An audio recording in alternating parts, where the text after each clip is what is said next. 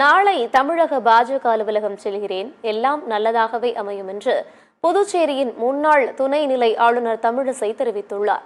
தெலங்கானா மற்றும் புதுச்சேரி ஆளுநர் பதவிகளை ராஜினாமா செய்த தமிழிசை ஆளுநர் மாளிகை வளாகத்தில் செய்தியாளர்களை சந்தித்தார்.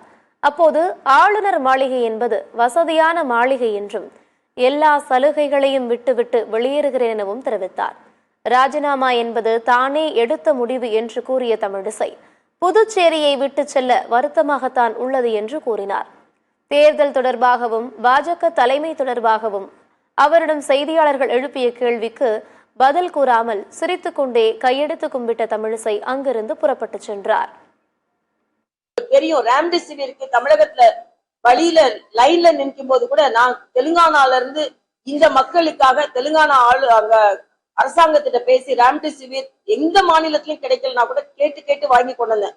தெரு தெருவா தடுப்பூசி போட்டுக்கொள்ளுங்கள் என்று அலைந்த இதெல்லாம் நான் மக்கள் மீது அன்பால் செய்தது, வேற எந்த காரணமும் இல்ல. தயவு செய்து இதுக்கு எந்த உள்ளர்த்தமும் கற்பிக்காதீர்கள். அவ்வளவுதான். அன்பு அன்பு அன்பு, பாசம் பாசம் பாசம், அவ்வளவுதான் தம்பி. ரொம்ப சந்தோஷம் தம்பி. நீங்க கேள்வி கேட்டுட்டு அப்புறம் வேற மாதிரி பதிவு